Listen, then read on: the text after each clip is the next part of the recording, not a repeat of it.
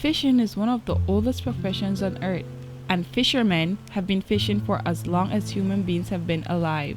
Stories about fish and fishermen abound in the Bible, so much so that Jesus chose fishermen to be his disciples. Some cavemen made drawings of the fish they caught on their cave walls. Kings and queens dined on fish at extravagant feasts, and Belizeans today still celebrate fishing at events like Lobster Fest. Fishing is an important part of our Belizean way of life, and you can find fishermen throughout the country. Fishermen catch fish to feed their families, to earn a living, and sometimes just for the love and fun of being at sea. But don't take it from me. Today, we will give you a peek into the lives of three fishermen.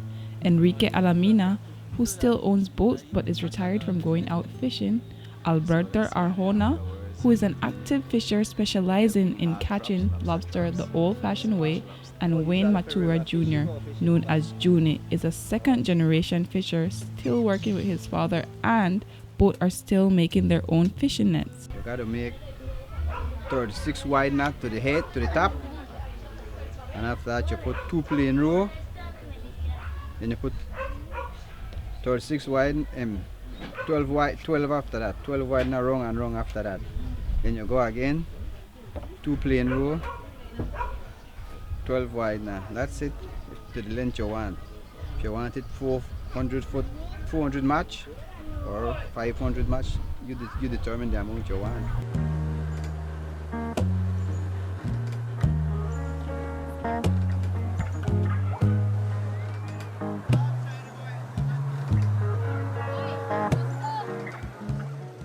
They are amongst the 4,000 persons licensed to be fishermen in Belize.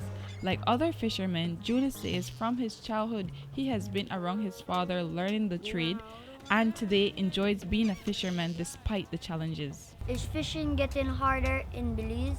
Well, you don't find the amount of fish like we used to find back then. With the amount of sea traffic and thing, the fish do not travel as much as how they used to travel.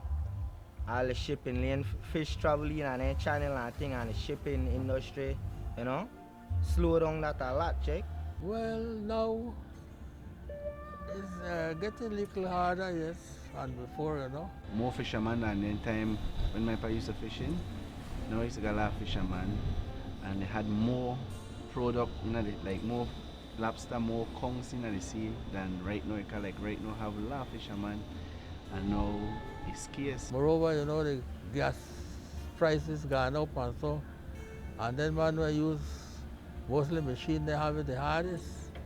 But then why would they sell and so, well, they don't have that much expenses, But now, everybody want to use machine and so they abandon them selling boat and things like that.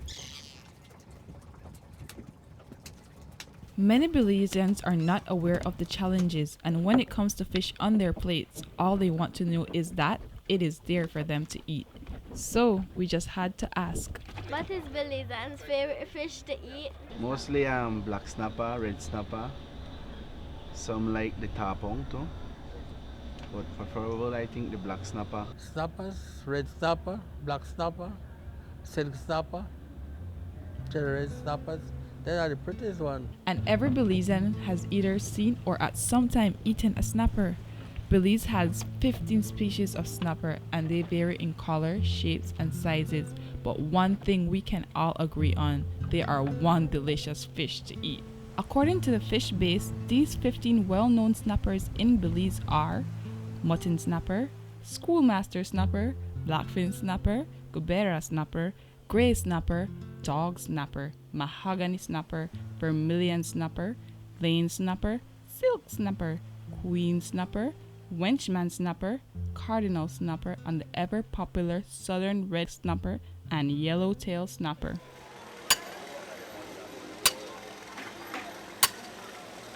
But how are they caught? Wayne Sr. and Jr. showed us how with one small boat and 2 hand lines we can still sustainably feed our nation. But first, they had to fish for their own bait.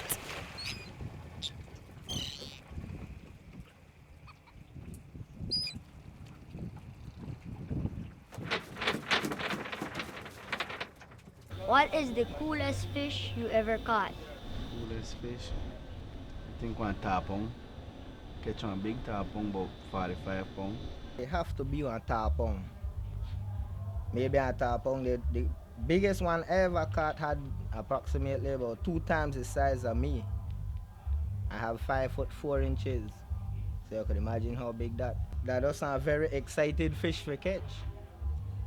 It gives you a lot of excitement the whole time for a whole hour and a half of excitement.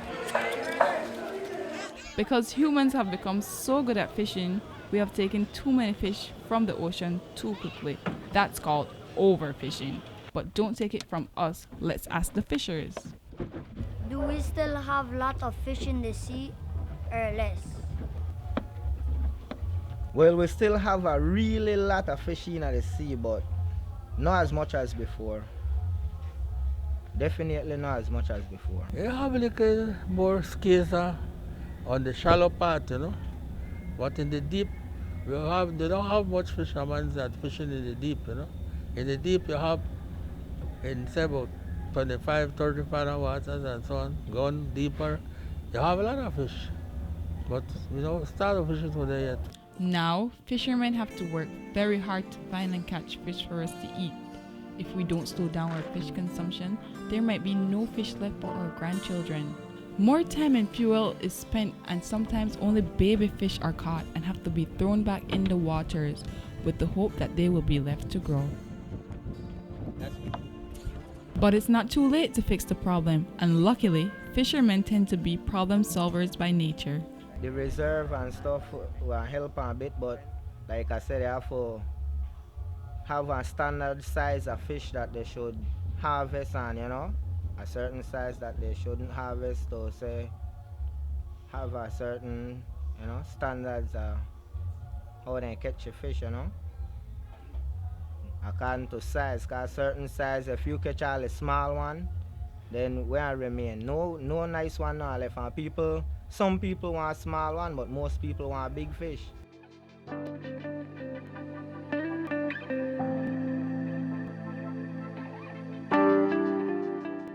Protected areas serve as safe havens for fish to spawn and grow before becoming food on your table.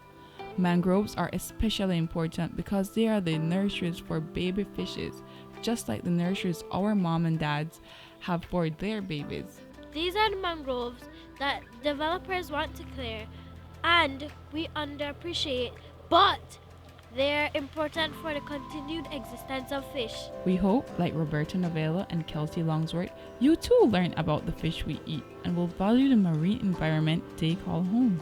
And we need to value our fishermen and the work that they do to supply us with the fish to feed our nation.